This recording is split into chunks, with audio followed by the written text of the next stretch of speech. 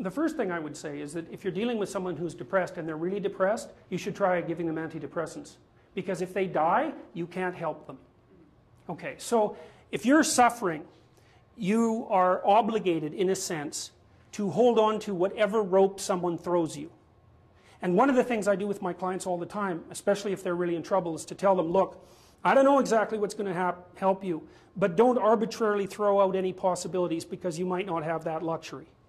Antidepressants help a lot of people, and there are technical reasons why that's the case. So that's a simple answer. It's not relevant to what I already described, except that if you're offered a gift by your society and it works, try it. I don't care what your presuppositions are. Apart from that, lots of the time you see people who are suffering with depression, for example. There's a multitude of reasons, but I'll take one common reason. You could think about it as associated with the story of Peter Pan. Now, Peter Pan is someone who won't grow up, right? Now, the problem with Peter Pan is he gets to be king, but it's king of Neverland. Neverland doesn't exist. So being king of nothing isn't that helpful.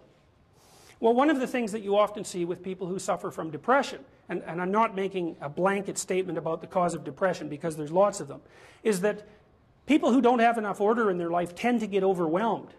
So for example, if someone comes into me and to see me and they say they're depressed, I always ask them a very standard set of questions. Do you have a job? If you don't have a job, you're really in trouble in our society. First of all, your biological rhythms tend to go off the rails right away because there's no reason to go to bed at any particular time and there's no reason to get up. And for many people, if they don't get up at the same time, they foul up the functioning of their circadian rhythms, and that's enough to make them depressed right off the bat, especially if they start napping during the afternoon. They also don't have a purpose. People aren't good without a purpose. And this isn't hypothesizing. We absolutely understand the circuitry that underlies positive emotion. We know how it works. Almost all the positive emotion that any of you are likely to experience in your life will not be a consequence of attaining things.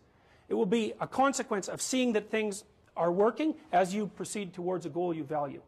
That's completely different. And you need to know this because people are often stunned, for example. They finish their PhD thesis and their presupposition is that they're going to be elated for a month. And often instead they're actually depressed. And they think, oh, what the hell? I've been working on this for 7 years and I handed it in and what do I do now? And that's what depresses them, right? It's the what do I do now? Well, they're fine if they enjoyed it, pursuing the thing. As long as it was working out, they get a lot of enthusiasm and excitement out of that because that's how our nervous systems work.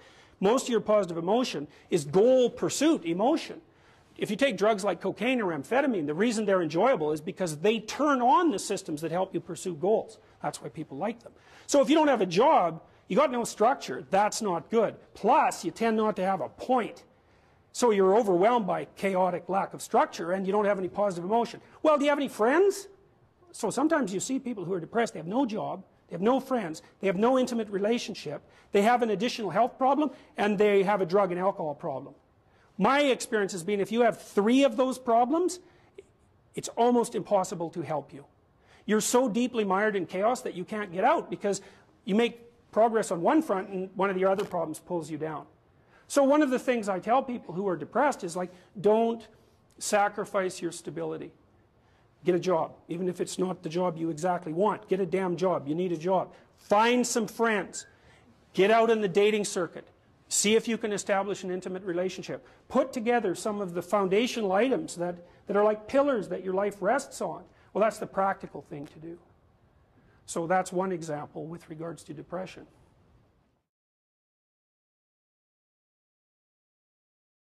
Well, the thing is, you don't just launch it on them, you know. You got to negotiate with the person.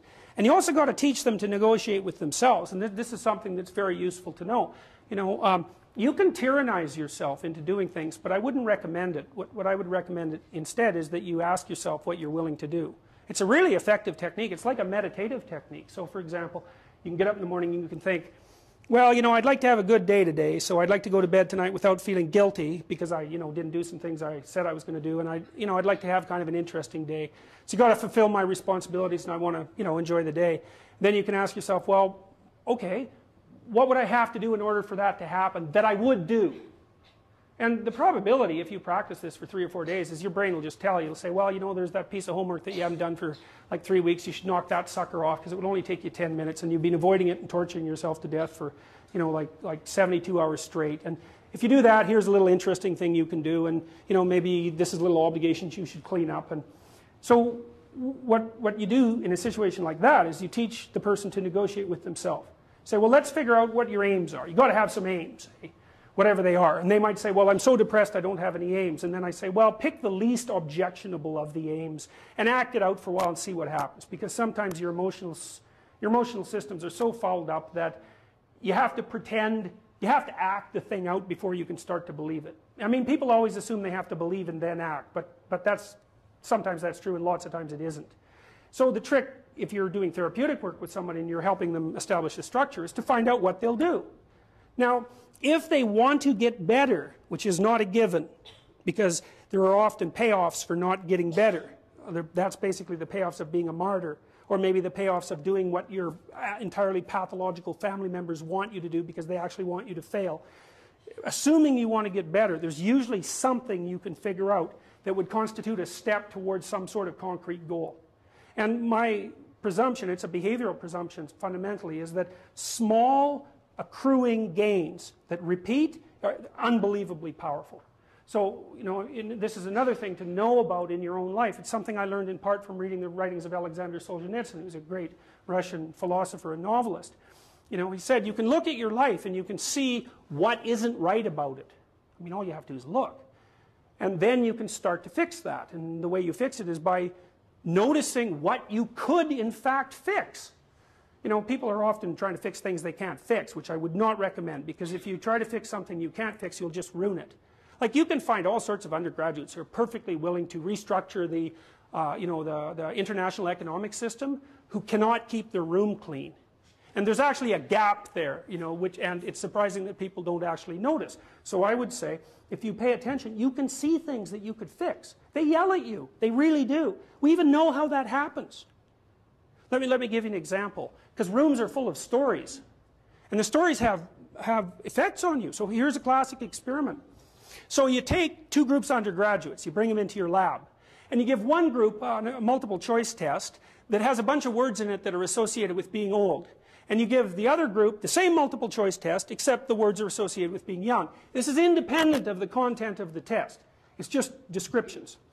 And then you time the undergraduates as they walk back to the elevators. The ones who completed the multiple choice test that had more words associated with aging walk slower back to the elevators. And they don't know that.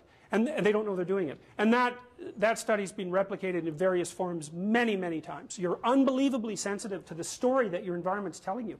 Because your environment is not made out of objects. That's just wrong. Your environment is basically made out of something like tools and obstacles. You're a tool-using creature. You're a tool-perceiving creature. The things you, like if I take you out of this room and I say, well, what was in the room? You're not going to say, you know, random patterns in the carpet, because they're real. They're just as good an object as anything else. You're going to say chairs because you can sit on them, and you're going to say handrails because you can hold them. You're going to say stairs because you can walk down them. That's what you see, and that's what you interact with. And if you pay attention to your environment, which is you, by the way, extended, all of your experience is you. It will tell you all the time what you should do. All you have to do is do it. But then you have to decide if you want to do it. One of the things I've noticed about people, because I've wondered, once I started studying these mythological stories, and I got this idea about the fact that life can be meaningful enough to justify its suffering, I thought, God, that's such a good idea. Because it's not optimistic exactly. You know, some people will tell you, well, you can be happy. It's like, those people are idiots. I'm telling you, they're idiots. There's going to be things that come along that flatten you so hard you won't believe it. And you're not happy then. And so if life is to be happy, well, in those situations, what are you doing? Why even live? But life isn't to be happy. If you're happy, you're bloody fortunate, and you should enjoy it. You should, because it's the grace of God, so to speak. With regards to meaning, I thought, well, people know when they're doing something meaningful. They can tell. So why the hell don't they do meaningful things all the time? It seems obvious. You could do it. I mean, it's hard, you know, because other people want you to do other things. And it's a struggle, but everything's a struggle. And then I thought, well, oh, I get it. I see why. It took me about 10 years to figure this out. People have a choice. Choice number 1. Nothing you do means anything. Well, that's kind of a drag, right? It's meaninglessness of life and all that, existential angst. you know, that's kind of a pain. But the upside of nothing that you do is meaningful is you don't have to do anything. You've got no responsibility. Now, you have to suffer because things are meaningless, but that's a small price to pay for being able to be completely useless. The alternative is everything you do matters. Really. If you make a mistake, it's a real mistake. If you betray someone, you tilt the world a little more sharply towards evil rather than good. It matters what you do. Well, if you buy that, then you can have a meaningful life. But there's no mucking around. It means responsibility. It means that the decisions you make are important. It means that when you do something wrong, it's wrong. Well, do you want that? See, that's a very hard question because people don't always mean the same thing when they say their own moral compass. Now, so here's what I mean by that technically.